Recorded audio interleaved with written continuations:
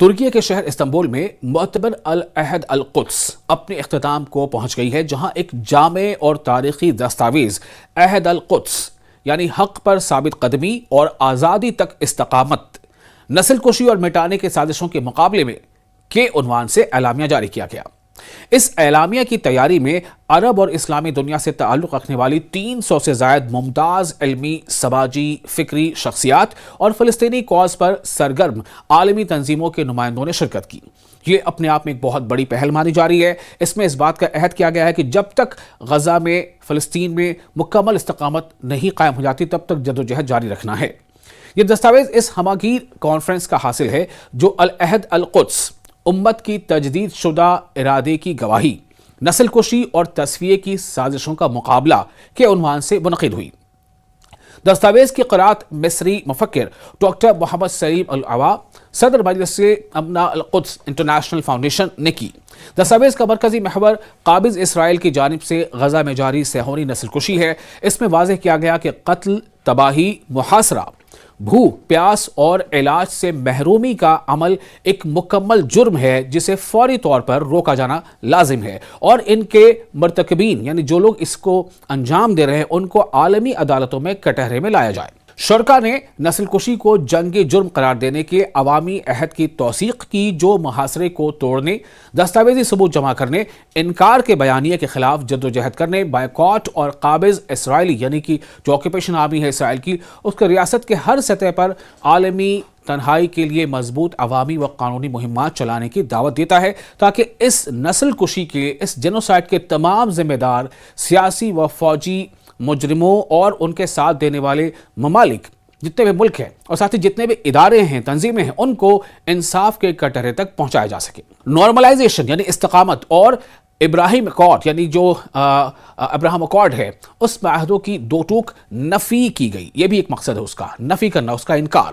عہد القدس میں واضح طور پر کہا گیا ہے کہ قابض اسرائیل کے ساتھ ہر طرح کی نارملائزیشن قومی اور اخلاقی اصولوں سے غداری ہے۔ دستاویز نے خبردار کیا ہے کہ ابراہیمی معاہدہ یعنی کہ ابراہم اکارڈ اس قابض ریاست کو خطے میں ضم کرنے کے لیے ایک خطرناک پردہ فراہم کرتے ہیں۔ اس لیے عوامی و سرکاری تمام سطحوں پر قابض اسرائیل کے مکمل بائیکاٹ کی ضرورت پر زور دیا گیا، کیونکہ نارملائزیشن فلسطینی کاز کو ختم کرنے اور اس کے مٹانے کی راہ ہموار کرتی ہے۔ اسیران کی آزادی، جتنے بھی فلسطینی قیدی ہیں اسرائیل کے جیلوں میں، تو ان کی آزادی اور حق واپسی، حق ہے کہ انہیں واپس کیا جائے، ان کے حق واپسی۔ دستاویز میں کہا گیا ہے کہ فلسطینی اسیران امت کا شجاع ترین دستہ ہے اور قابض اسرائیل کی جانب سے ان پر ڈھائے جانے والے مظالم مجرمانہ ہیں، جن کی روک تھام ضروری ہے۔ مزید یہ کہ عرب اور اسلامی عوام کا حق واپسی کے مسئلے پر مکمل اتفاق ہے، اور ہر وہ فلسطینی جسے زبردستی اپنی سرزمین سے نکالا گیا، اس کے واپسی کے حق کی تائید کرنا عالمی فریضہ ہے۔ یعنی یہ ہر ایک ذی شعور شہری کا فریضہ ہے کہ وہ اس کے لیے آواز بلند کرے۔ دستاویز نے دنیا بھر کی حکومتوں سے انروا کی معاونت جاری رکھنے اور اسے ختم کرنے کی کوششوں کو ناکام بنانے کی اپیل کی ہے۔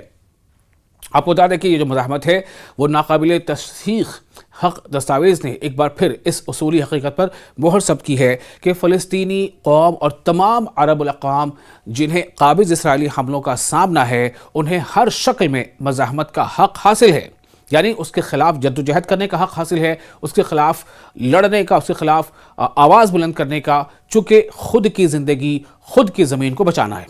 یہ مزاحمت ایک اعلیٰ اخلاقی قدر ہے اور اسے اختیار کرنے والے انسانیت کی بلند ترین مثال ہیں۔ یہ کہا گیا۔